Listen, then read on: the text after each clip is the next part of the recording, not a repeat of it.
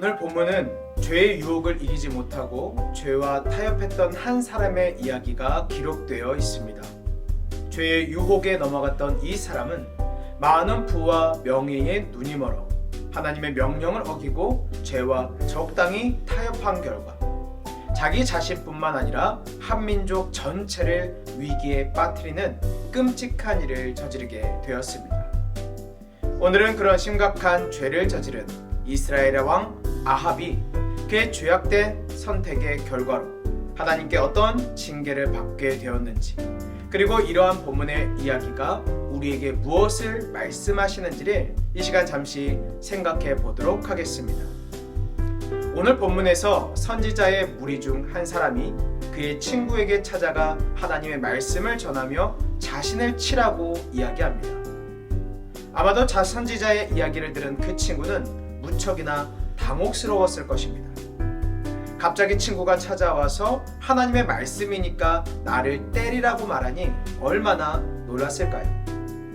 그래서 그 친구는 선지자를 치는 것을 싫어했다고 성경은 기록하고 있습니다. 하지만 이러한 행동은 하나님의 명령에 대한 불순종이었고 그는 결국 사자를 만나 죽임을 당하게 되었습니다.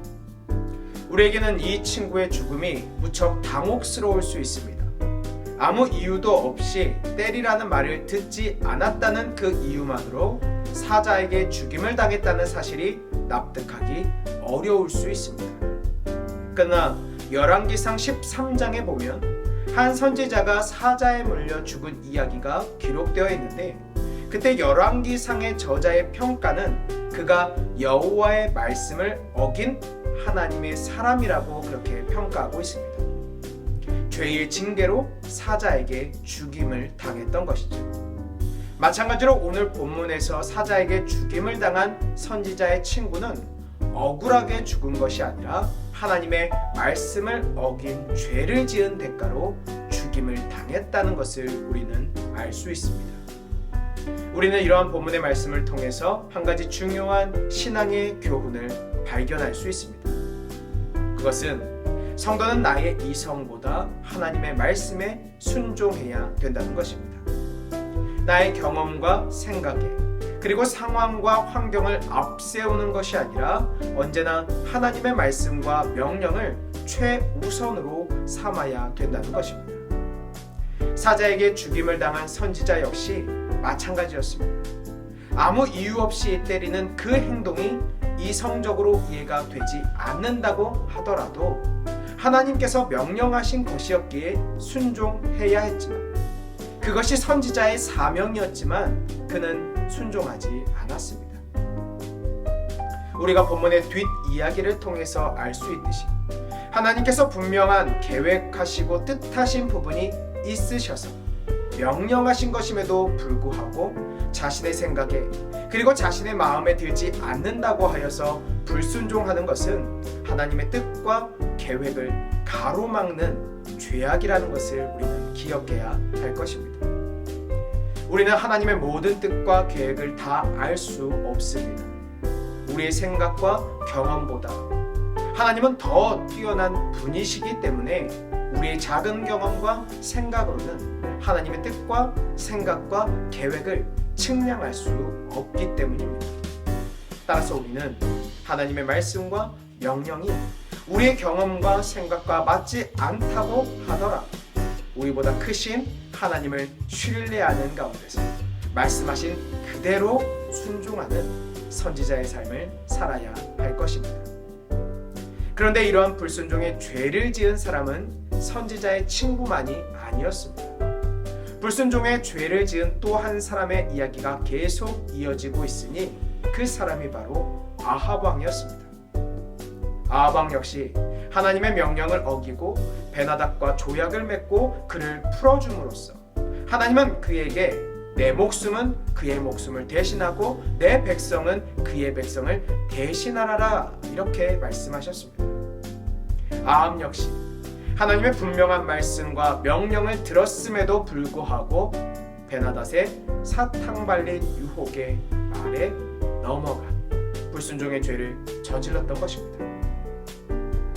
빼앗은 성읍을 돌려주고 아합의 이름으로 도로를 만들어 주겠다고 하니 물질적인 유혹과 명성의 유혹에 눈이 멀어 그는 베나닥과 조약을 맺고 그를 풀어주었던 것이지.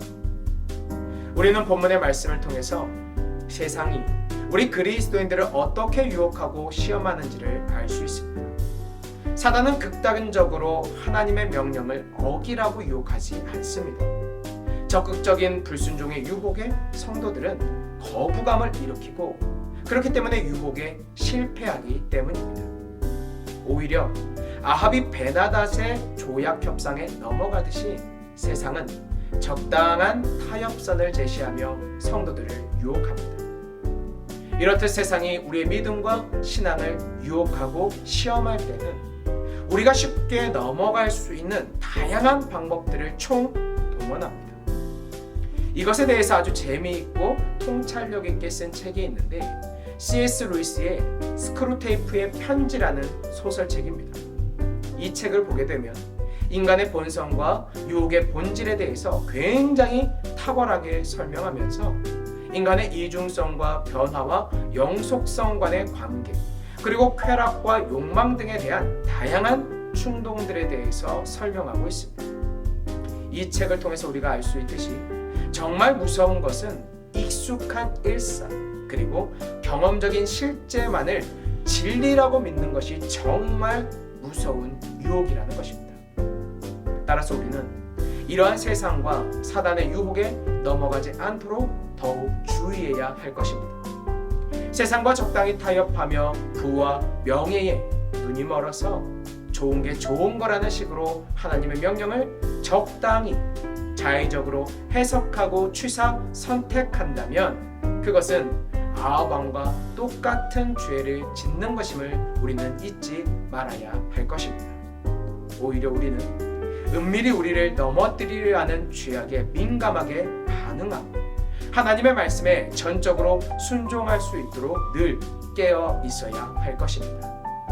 그러므로 우리 사랑하는 세계교회 모든 묵별과 샛별들은 오늘 말씀의 신앙의 교훈을 마음에 새기고 하나님의 말씀대로 살게 더욱더 힘쓰시기를 소망합니다.